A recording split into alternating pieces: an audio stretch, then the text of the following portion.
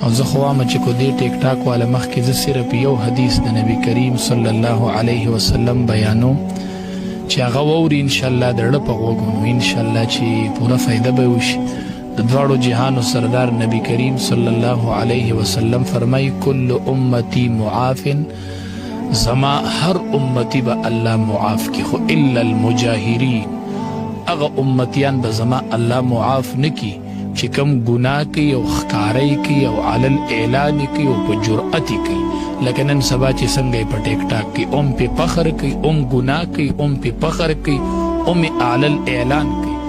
دا خدا الله عذاب ته دعوت ورکول دی او د نبی علیہ السلام د خلی فرمان دی چې دا امتی به زما الله معاف نکی. بل بنیادی خبره ده مرګ خو یو پیره دی، دا حقیقت دی او دا هر څه په ریکارډ پراته دي. مثال مونږ چې په فیسبوک څومره تقریرونه کړي هغه هم په ټیک ټاک په فیسبوک پراته دي، په میډیا شته دی. مولانا بجلیګر صاحب رحمت الله علیه کله وفات دی نن تقریرونه چلیږي. داسې که سبا دا خلق وفات شي او د دې د بې حیایۍ دلته خلق ګوري ولته د دې نه روح وتلی، د دې به څه حالي. تا حیات چې څومره د دنیا آباد دی دې پسې به د ګناه یوه سلسله دی قبر ته روانې، قبر کې به پراته او دلته به خلق دا بربنډې ویډیوګانې ګوري. دا څومره لوی د تاوان سره مخامختیا ده. بل چې دریم غټ نقصان یې دا دی چې نن سبا واړه واړه ماشومان دي، یقین وکړئ د الله په ذات مې د قسم چې حیا ختمه شول چې هغه په فیسبوک او په ټیک ټاک د زنانه ټول وجود وویني. دا بچې به د مور خواته کینی څنګه، دی به د خور خواته کینی څنګه، دړه کې څه دي اوس د څه لیدلي دي او دی دلته ناست څنګه دی. ډېره بې حیایي ده، حیا بلکل ورکېږي. که دا سیلاب داسې رواني داسې دور راتلو والا دی چې د مور او د خور تمیز به ختمېږي. بس داسې وخت روان دی، هلته مور ګرځي او دلته دی په ټیک ټاک باندې لګي بربند تصویران د زنانه ګوري. دا د دې مور په شان یوه زنانه ده، دا د چا مور نه ده، دا د چا خور نه ده.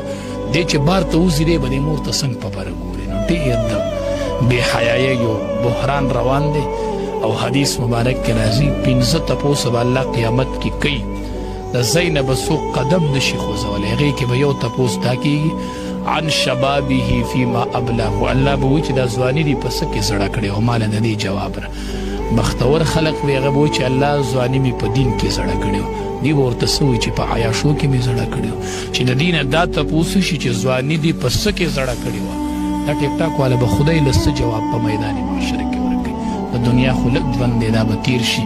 زه هم خالص او مخلصه توبه څنګه چې په ټیک ټاک بې حیایي خوره کړي دغه شان خالص او مخلصه توبه دې په دې ټیک ټاک وباسي. اول دې د الله نه معافي وغواړي، بیا دې د امت مسلمه نه معافي وغواړي او د دې ګناه نه دې الله زموږ نوجوانان محفوظ کړي.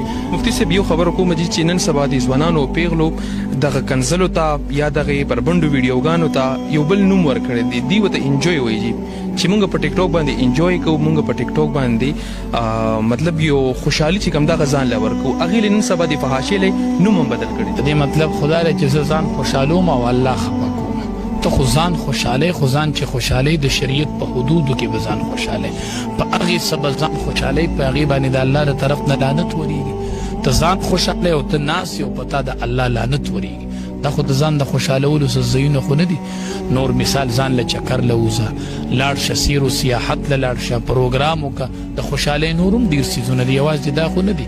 لا طاعة لمخلوق في معصیة الخالق، چې کوم ځای کې الله خفه کېږي هلته مخلوق مه خوشحاله و، مخلوق ته ټول خفه شي خو چې خالق خفه نه شي.